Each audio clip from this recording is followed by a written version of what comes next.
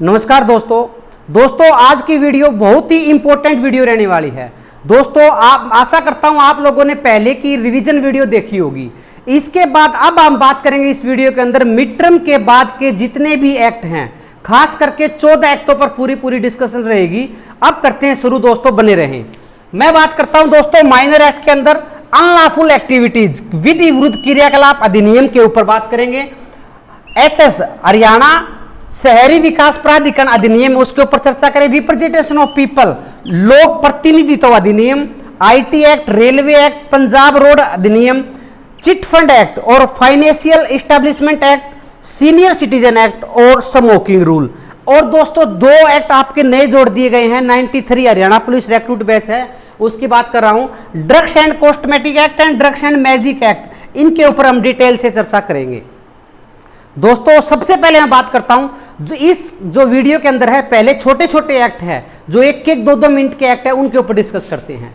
सबसे पहले बात करते हैं हरियाणा शहरी विकास प्राधिकरण अधिनियम HSVP। दोस्तों एक्ट नंबर 13/1977 लागू हुआ 30 अप्रैल 1977 को। इसके अंदर ओनली 3 धारा है। धारा 1 नाम विस्तार, 2 परिभाषा अलग रहेगी। धारा नंबर 34 आती है सबसे पहले। धारा नंबर 34 बोलती है दोस्तों, अगर कोई व्यक्ति सजा, इसके अंदर धारा नंबर 34 है सजा, अगर कोई व्यक्ति केंद्र सरकार या राज्य सरकार की स्वामित्व वाली भूमि पर अवैध प्रवेश करेगा, अवैध किसी प्रकार की लोक सेवक के कार्य के अंदर बाधा डालेगा, अवैध प्रवेश करेगा या अलग प्रकार से कब्जा करने की कोशिश करेगा, सेक्शन नंबर 34 के अंदर 6 महीने की सजा, 1000 रुपए जुर्माने का प्रावधान बताया गया है HSVP एक्ट के अंदर। इसके बाद में नेक्स्ट सेक्शन आती है धारा नंबर 37-41।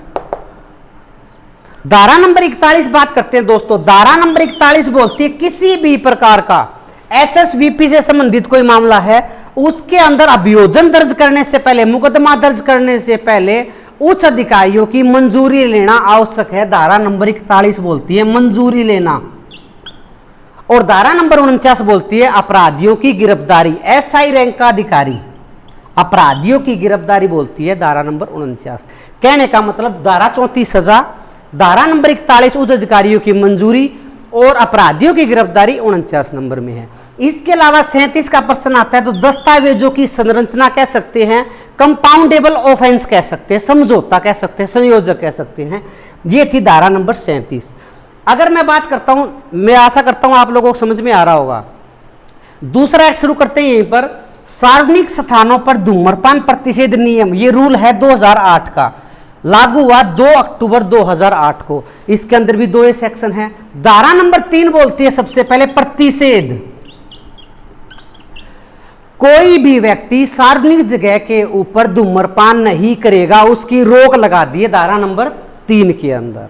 अगर मैं यहीं पर इसकी सजा की बात करता हूं, धारा नंबर 5 बोलती है अगर कोई व्यक्ति सार्वजनिक जगह के ऊपर धूम्रपान करता है तो 200 रुपए जुर्माने का प्रावधान दिया गया है।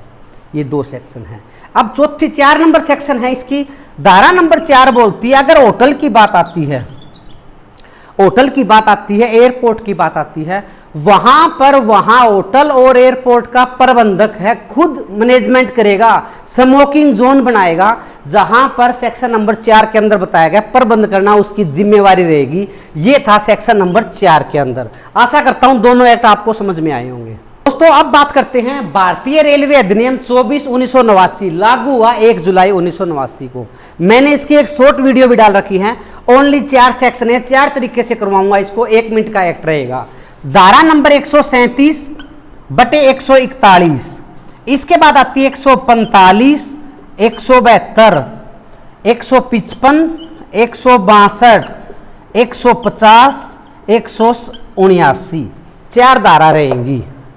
धारा नंबर 137 बोलती है दोस्तों अगर कोई व्यक्ति बिना टिकट से, बिना पास के या जालसाजी 2 नंबरी तरीके से रेलगाड़ी के अंदर यात्रा करता पाया जाए, धारा नंबर 137 का अपराध होगा जालसाजी, बिना टिकट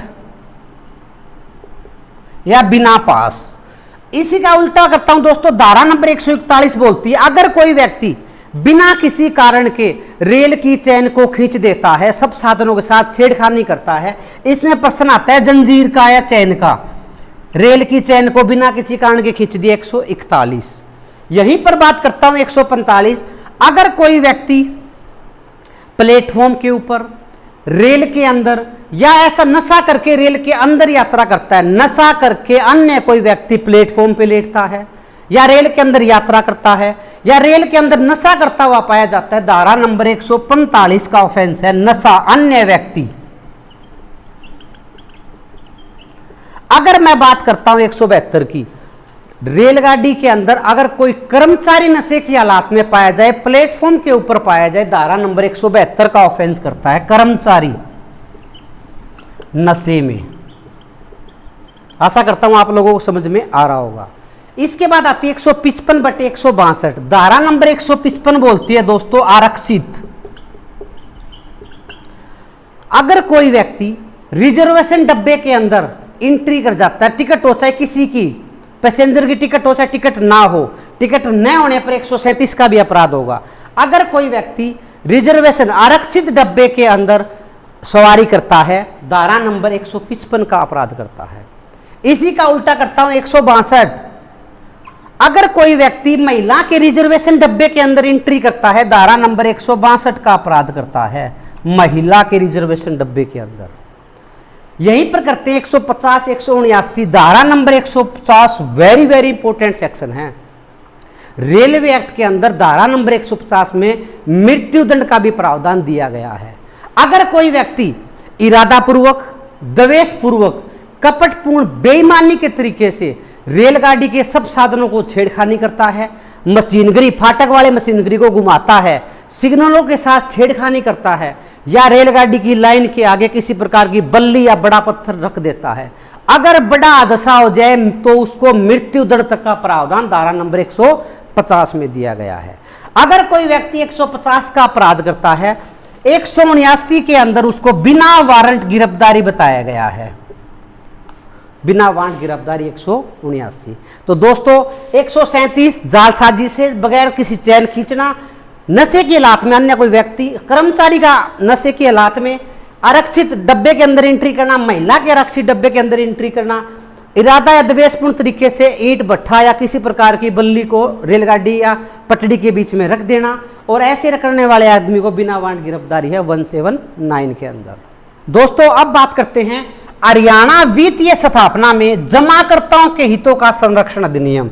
दोस्तों डिटेल से मैं नहीं करवाऊंगा, रिवीजन वीडियो है। जो व्यक्ति जिस किसी प्रतिष्ठान इस्टेब्लिशमेंट के अंदर पैसे जमा करवाता है और इस्टेब्लिशमेंट उसको करार या वादे किए हुए पैसे नहीं लौटाती है, उसके ऊपर यह एक्ट बनाया गया है। एक्ट नंबर 32/2014 बना 2013 में, सहमति मिली 27 अक्टूबर 2014 को।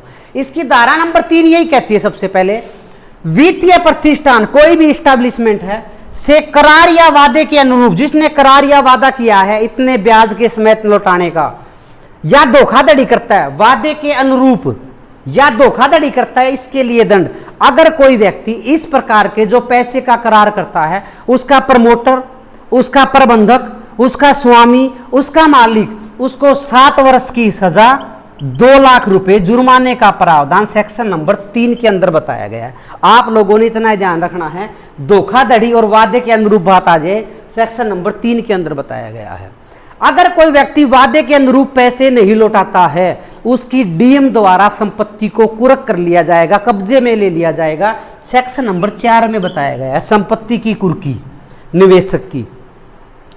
अगर इस प्रकार के मामले के अंदर हाईकोर्ट के मुख्य न्यायाधीश से अनुमति के बाद अलग से न्यायालय का गठन किया जाएगा। सेक्शन नंबर 9 के अंदर बताया गया है हाईकोर्ट के न्यायालयों का गठन की बात आती है, और इसकी प्रक्रिया, जो न्यायालय बैठेगा, जो कोर्ट बैठेगी, उसकी शक्ति और प्रक्रिया के बारे में धारा नंबर 16 के अंदर बताया गया है। ये 4 धाराएं बताई गई है वित्तीय स्थापना एक्ट के अंदर।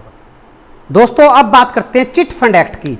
चिट फंड एक्ट 40/1982 लागू हुआ 19 अगस्त 1982 को। अमेंडमेंट एक्ट नंबर 41/2019 लागू हुआ 1/1/2020।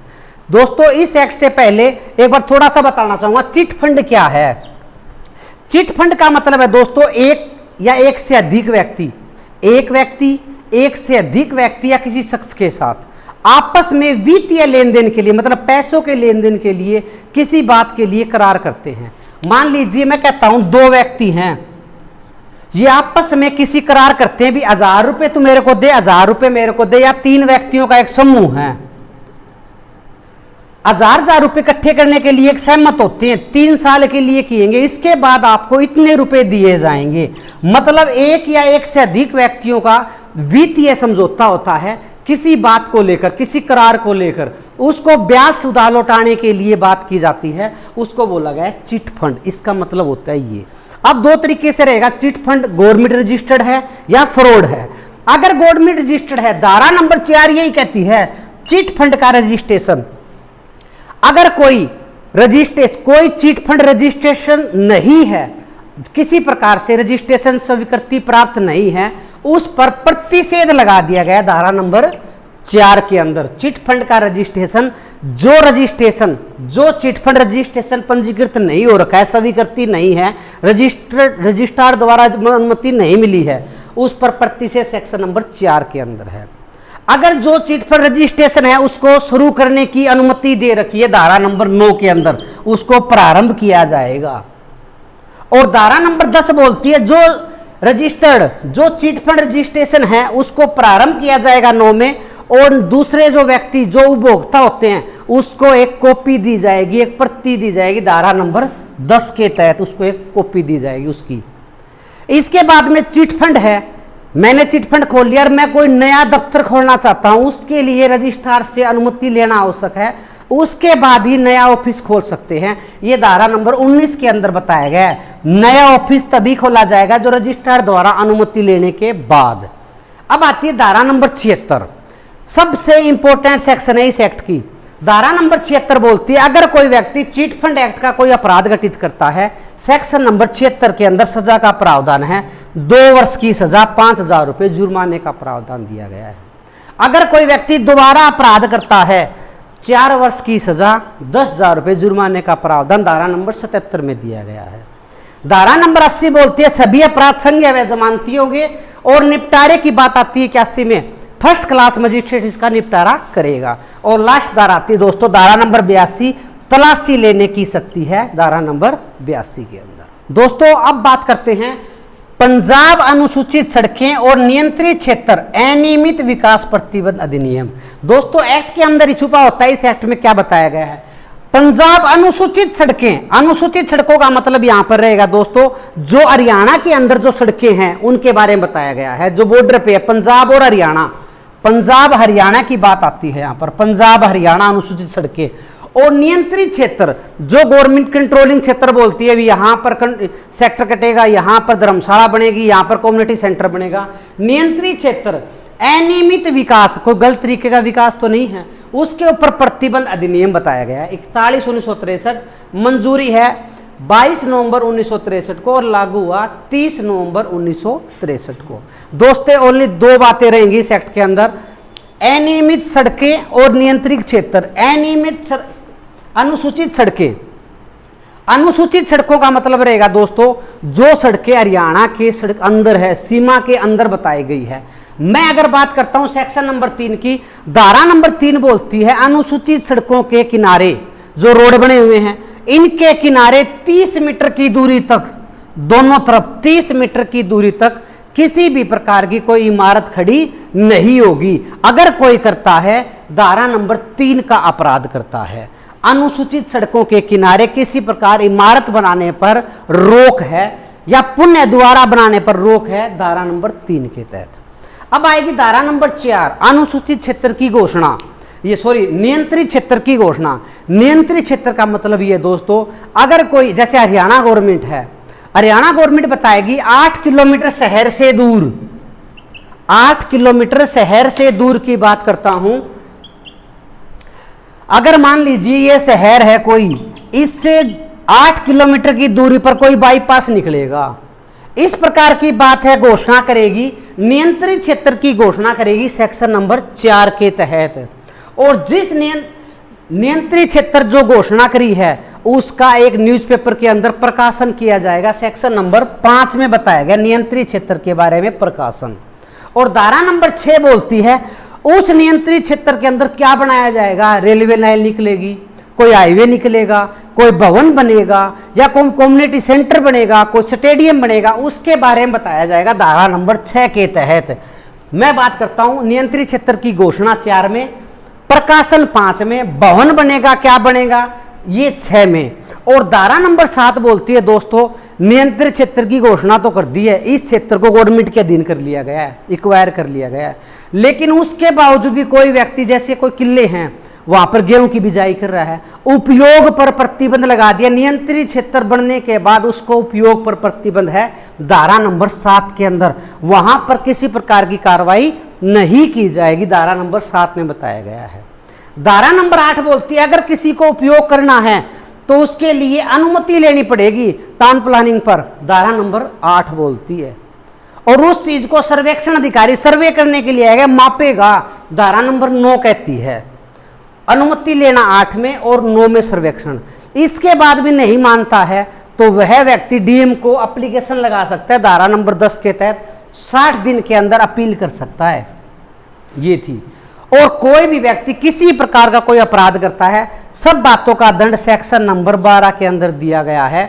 3 वर्ष तक की सजा का प्रावधान है, 10,000 से लेकर 50,000 रुपये जुर्माने का प्रावधान दिया गया है। इसके बाद आती है सेक्शन नंबर 12A, पुलिस अधिकारियों की ड्यूटी के बारे में पुलिस सहयोग करेगी सेक्शन नंबर 12A के तहत। और 12B बोलती है गिरफ्तारी के बारे में एसआई रैंक का अधिकारी उनको गिरफ्तार कर सकता है जो इस एक्ट का उल्लंघन करता है। और धारा नंबर 16 बोलती है अगर पंजाब अनुसूचित सड़क या नियंत्रित अनियमित विकास प्रतिबंध अधिनियम के अंदर है, अगर कोई व्यक्ति के पास किसी प्रकार का अभियोजन चलाया जाता है, मुकदमा चलाया जाता है, उससे पहले उच्च अधिकारियों की अनुमति लेना आवश्यक है, धारा नंबर 16 के अंदर किया गया है। जो मौके पे जाएगा, ड्यूटी पे रहेगा, सब अधिकारियों को लोक सेवक माना जाएगा, धारा नंबर 17 के अंदर इस बारे में बताया गया है। दोस्तों अब बात करते हैं आईटी एक्ट, सूचना प्रौद्योगिकी अधिनियम है 21/2020, संशोधन है 10/2009 के अंदर। अगर मैं बात करता हूं जो हमारे जो 93 के सिलेबस के अंदर दी गई, जो 93 रिक्रूट बैच है उसके बारे में बात करेंगे। अगर बात आ जाती है दोस्तों 65 में, अगर कंप्यूटर के सब साधनों के साथ छेड़खानी परिवर्तन की बात आती है, धारा नंबर 65 को टिक करना है।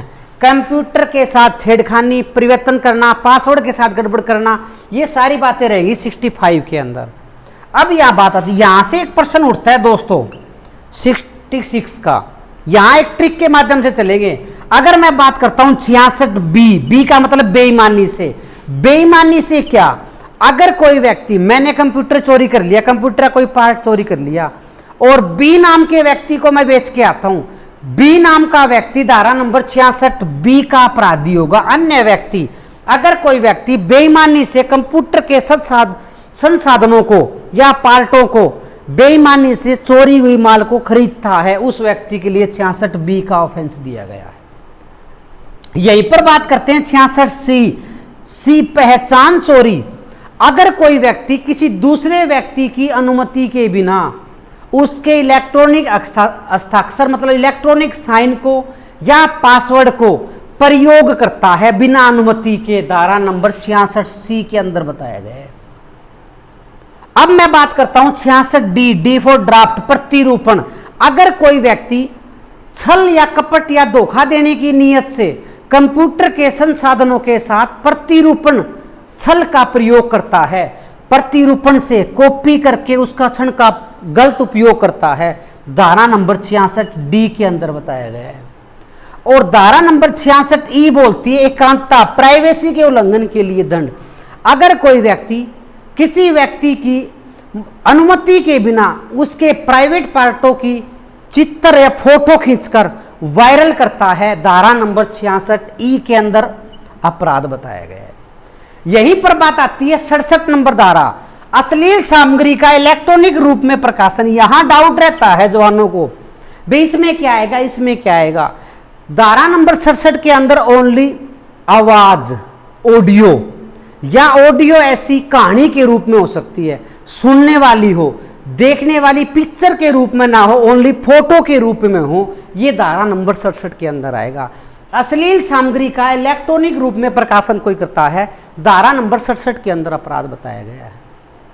अगर बात आ जाए वीडियो की, लैंगिक प्रदर्शन, सेक्स वीडियो है, कोई सेक्सुअल से संबंधित अगर कोई जारी करता है, प्रकाशित करता है, धारा नंबर 67 क के अंदर आएगी। सुनने वाली है, फोटो के माध्यम से वीडियो या कहानी है, वो धारा नंबर 67 के अंदर आएगी। इन्हीं बातों का अगर बच्चों से संबंधित कोई ऑनलाइन अपराध है, ऑनलाइन दुरुपयोग किया गया, फोटो वायरल किए गए, बालक शब्द जहां पर आए 67 ख के अंदर आएगा, 67 ख बी के अंदर, बी फॉर बालक के रूप में याद कर सकते हैं। और यहीं पर आता है धारा नंबर 72। अगर कोई व्यक्ति गोपनीयता और एकांतता, प्राइवेसी और सीक्रेसी की बात करते हैं, सीक्रेसी और प्राइवेसी की बात, अगर कोई व्यक्ति किसी ऑफिस के अंदर लगा हुआ है और वहां से उस पेपर को लीक कर देता है, गोपनीयता और एकांतता को भंग करने पर सजा है धारा नंबर 72 के अंदर। यहीं पर धारा नंबर 74 में धारा नंबर 66 सी के अंदर डाउट रहता है। धारा नंबर 66 सी बोलती है उस आदमी की अनुमति के बिना उसके इलेक्ट्रॉनिक हस्ताक्षरों को, पासवर्डों का प्रयोग करना, तो धारा नंबर 66 सी के अंदर है। और मैं 74 की बात करता हूं, कपटपूर्ण धोखा देने के प्रयोजनों के लिए प्रकाशन धोखा देने की नियत से उसके हस्ताक्षरों को प्रकाशित करता है, साइन किया और उस लेटर को जारी कर दिया, धारा नंबर 74 के अंदर अपराध है। और इस सब जो धारा हैं, इनकी तफ्तीश के बारे में बात करते हैं तो धारा नंबर 78 बोलती है इसकी एक इंस्पेक्टर रैंक का अधिकारी तफ्तीश करेगा। ये था दोस्तों आईटी एक्ट। दोस्तों अब बात करता हूं लोक प्रतिनिधित्व अधिनियम की बात करते हैं। सारा एक्ट चुनाव से संबंधित रहेगा। एक्ट नंबर 43 1951 वाला है, 17 जुलाई 1951 को शुरू हुआ। 2019 के अमेंडमेंट वाले की बात करें तो 31 अक्टूबर 2019 को लागू हुआ। एक सीक्वेंस से लेके चलेंगे दोस्तों हम इसको। सबसे पहले बात करते हैं धारा नंबर 123 भ्रष्ट आचरण। भ्रष्ट आचरण किसको कहेंगे? कोई भी उम्मीदवार या उसका एजेंट या अन्य कोई व्यक्ति किसी दूसरे व्यक्ति को वचन, इनाम या प्रत्यक्ष या अप्रत्यक्ष रूप से, कहने का मतलब स्वतंत्र रूप से वोट न डालने दे, शत्रुता पैदा करे, किसी प्रकार का दूसरे का ब्लेम लगाकर कोई प्रचार करना, ये सारी की सारी बातें हैं भ्रष्ट आचरण कहलाएंगी। अब शुरू करते हैं। सबसे पहले दोस्तों जैसे ही शत्रुता की बात आएगी, मान लीजिए हम चुनाव लड़ने की तैयारी कर रहे हैं, हमारे दिमाग में गांव का चुनाव आना चाहिए, उसके तरतीब से हम इस शक को करेंगे। सबसे पहले शत्रुता पैदा करना, एक दूसरे समाज या एक दूसरे व्यक्ति के अंदर शत्रुता पैदा, दुश्मनी पैदा करने की बात आती है, धारा नंबर 125 के अंदर बताया गया है। इसके बाद में सबसे पहले आता है चुनाव का, हम चुनाव का शपथ पत्र दे के आएंगे, नॉमिनेशन फॉर्म भर के आएंगे। अगर कोई व्यक्ति झूठा शपथ पत्र देता है, झूठी सूचना देता है, उसके पास जमीन तो है 5 एकड़ जमीन और वो बताता है गवर्नमेंट को मेरे पास तो आधा किला जमीन है, झूठा शपथ पत्र दाखिल करवाता है, धारा नंबर 125A में अपराध बताया गया है। इसके बाद झूठा पत्र दिया, उसके बाद में क्या करेंगे, सभा होनी शुरू हो जाएगी। चुनाव के पहले दिन या चुनाव वाले दिन किसी भी प्रकार की सभा नहीं की जाएगी, धारा नंबर 126 में बताया गया है। मतलब 24 घंटे 48 घंटे का टाइम है चुनाव वाले दिन, और चुनाव से पहले 24 घंटे पहले किसी प्रकार की सभा नहीं की जाएगी, धारा नंबर 126 के अंदर बताया गया है। अब मैं बात करता हूं धारा नंबर 127। जो सभा की गई है उनके अंदर उपद्रव नहीं होगा, उपद्रव मचाने पर सजा का प्रावधान बताया गया, धारा नंबर 127 के अंदर। चुनाव से संबंधित सभाओं के अंदर उपद्रव मचाने पर दंड का प्रावधान 127 के अंदर दिया गया है। यहीं पर बात करते हैं 128 और 129 गवर्नमेंट कर्मचारी के और जो एजेंट है उनके ऊपर लगेगी। अगर कोई गवर्नमेंट कर्मचारी या कोई भी जो चुनाव आयुक्त है, जो निर्वाचन बोलते हैं प्रेजेंटिंग ऑफिसर है, या कोई एजेंट है, गोपनीयता को भंग करता है, सेक्शन नंबर 128 में अपराध बताया गया है। या कोई भी प्रेजेंटिंग ऑफिसर या अंदर का कर्मचारी किसी चुनाव से संबंधित किसी आदमी का पक्ष लेता हो, धारा नंबर 129 के अंदर अपराध बताया गया है। और मतदान, धारा नंबर 130, धारा नंबर 130 बोलती है दोस्तों मतदान केंद्र के पास 100 मीटर की दूरी तक वोट मांगने की पाबंदी बताएगी, धारा नंबर 130 के अंदर। और इसी प्रकार धारा नंबर 131 बोलती है मतदान केंद्र के अंदर किसी प्रकार का शोर उपद्रव मचाने पर दंड का प्रावधान 131 के अंदर बताया गया है। आदेशों की उल्लंघना 132 के अंदर, अगर कोई व्यक्ति किसी प्रकार से जो सवारी साधन है उनका गलत अवैध तरीके से प्रयोग करता है, जो गाड़ियों का प्रयोग की बात आती है 133 के अंदर आएगी। और 134 बोलता है अगर कोई कर्मचारी ड्यूटी से इनकार नहीं कर सकता, अगर कोई प्रेजेंटिंग ऑफिसर बोलता है आपकी ड्यूटी गेट के ऊपर है, गेट पे जाइए, वहां पर जनता इकट्ठी हुई है, अगर मना करता है नहीं कर सकता, धारा नंबर 134 बोलती है। अब दोस्तों यहां पर प्रश्न 101% आता है पेपर के अंदर, थोड़ा इस साइड कर। धारा नंबर 135 बोलती है मतदान मत पत्रों को ले जाने पर अगर कोई जो पेटी है ईवीएम है उसको ही कोई ले जाता है, धारा नंबर 135 के तहत अपराध है। यहां पर 3 धाराएं अमेंडमेंट की गई। पॉइंट नंबर 1 135 जिम्मन 1 बूथ कैप्चरिंग, कोई बूथ पर कब्जा करता हो। पॉइंट नंबर 2 वैतनिक अवकाश, अगर मान लीजिए कोई जिस दिन चुनाव वोट पड़ने हैं उस दिन कोई औद्योगिक क्षेत्र, कोई कंपनी के अंदर या किसी कारखाने के अंदर, कहीं पर ढाबे के अंदर, होटल के अंदर कोई रोजगार कर रहा है, अपनी नौकरी कर रहा है, तो उस दिन उसको छुट्टी देनी पड़ेगी। 135 जिम्मन 2 बोलता है वैतनिक अवकाश, और उस दिन की तनख्वाह उसकी नहीं काटी जाएगी, 135 जिम्मन 2 में बताया गया है। और 135 जिम्मन 3 बोलता है जो 48 घंटे के लिए शराब और शराब बिक्री पर पाबंदी लगा दी गई, 135 जिम्मन 3 के अंदर। और अब आती है 136 अन्य अपराधों के लिए दंड बताया गया दोस्तों 136 के अंदर। दोस्तों अब बात करते हैं माता पिता और वरिष्ठ नागरिकों का भरण पोषण तथा कल्याण अधिनियम। माता पिता वरिष्ठ नागरिक बोलेंगे दोस्तों जिसकी उम्र 60 प्लस हो गई है या 60 वर्ष की आयु पूरी कर चुका हो, उसके भरण पोषण, उसके रहने खाने दवाइयों का खर्चा है, उसके कल्याण, उसको पैसों की जरूरत है, कपड़ों की जरूरत है, वो कल्याण उससे संबंधित एक्ट रहेगा। 56/2007 लागू हुआ 29 दिसंबर 2007 को। सबसे पहले बात करते हैं धारा नंबर 4 भरण पोषण। भरण पोषण किस चीज का? वह व्यक्ति, माता पिता या वरिष्ठ व्यक्ति, वह व्यक्ति जो खुद की कमाई से अपना भरण पोषण करने में असमर्थ है, वह दावा कर सकता है किसके खिलाफ? अपने बेटों के खिलाफ, जिसकी उम्र 18 प्लस होनी चाहिए, 18 से कम नहीं। और 2 नंबर कर सकता है नातेदार के खिलाफ। नातेदार कौन? जो उसके मरने के बाद उसकी संपत्ति का वारिस होगा, हकदार होगा, वो बताएगा नातेदार। भरण पोषण माता पिता द्वारा भरण पोषण से संबंधित है। अब धारा नंबर 5, यहां पर मैंने बताया दोस्तों भरण पोषण के लिए दावा ठोक सकता है। आवेदन कहां करेगा? धारा नंबर 5 के तहत आवेदन कर सकता है वरिष्ठ व्यक्ति व माता पिता उसके खिलाफ। किसके खिलाफ? अपने बेटों के खिलाफ या उस नातेदार के खिलाफ आवेदन कर सकता है, दाखिल कर सकता है। जहां आवेदन किया है उसकी प्रक्रिया चलेगी, शक्तियां हैं, उसकी शक्ति और प्रक्रिया के बारे में धारा नंबर 6 में बताया गया है। ज्यादा डिटेल से नहीं बताऊंगा, डिटेल से मैंने पूरा एक्ट डाला हुआ है। अगर मैं बात करता हूं भरण पोषण के लिए दावा 4 में, आवेदन 5 में और प्रक्रिया चलेगी 6 में। जहां प्रक्रिया चली उसका क्या मिला? धारा नंबर 7 बोलती, पहले 7 के अंदर बता दिया प्रत्येक राज्य गवर्नमेंट अपने राज्य के अंदर भरण पोषण से संबंधित वरिष्ठ नागरिकों के लिए एक गठन करेगी, एक कमेटी बनाएगी। धारा नंबर 7 के अंदर बताया गया है। धारा नंबर 9 बोलती है आदेश, भरण पोषण का आदेश कितना रुपए? 10,000 रुपए प्रति माह, ये बताया गया सेक्शन नंबर 9 के अंदर। अब यहां पर कोर्ट ने आदेश तो दे दिया भरण पोषण करने का, लेकिन धारा नंबर 10 बोलती है मान लीजिए मेरे पिताजी के साथ मेरा आपस में डिस्प्यूट था और 10,000 रुपए मेरे पिताजी को मैं पर मंथ दे रहा हूं। उसके बाद थोड़े दिन के बाद मेरे और मेरे पिताजी के आपस के मेल अच्छे हो गए, बच्चों की फीस बढ़ गई। पिताजी को बता रहा हूं पापा अब तो बच्चों की फीस बढ़ गई, आपको तो गवर्नमेंट 3,000 रुपए बुढ़ा पेंशन दे रही है। अगर हम दोनों आपस में सहमत हो जाते हैं तो धारा नंबर 10 बोलती है भत्ते में परिवर्तन। धारा नंबर 9 के तहत दिए गए भत्ता है जो 10,000 रुपए दिए रहे थे उसको रद्द कर सकते हैं, भत्ते में परिवर्तन कर सकते हैं, धारा नंबर 10 में बताया गया है।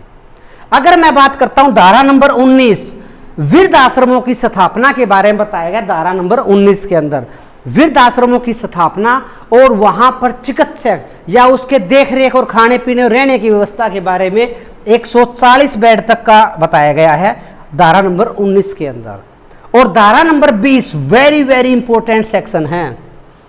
दोस्तों आप लोगों ने देखा 2007 के बाद प्रत्येक हॉस्पिटल के अंदर अलग से लाइन लगती है बुजुर्गों की, वरिष्ठ नागरिकों की। वो धारा नंबर 20 बोलती है सबसे पहले प्रायिकता दिखाने की। अगर मान लीजिए 3 जेंट्स है जिसकी उम्र 40 साल है, 2 जेंट्स है जिसकी उम्र 60 प्लस है, तो 60 प्लस वालों को पहले बेड दिया जाएगा, उनकी लाइन अलग लगेगी, धारा नंबर 20 के तहत बताया गया है। और धारा नंबर 23 बोलती है अंतरण को शून्य समझे जाना। अगर किसी व्यक्ति ने अपने बेटों को इस शर्त के तहत जमीन संपत्ति दी गई है, अगर उसने उसका भरण पोषण अच्छी तरह नहीं किया, अंतरण होता है ट्रांसफर।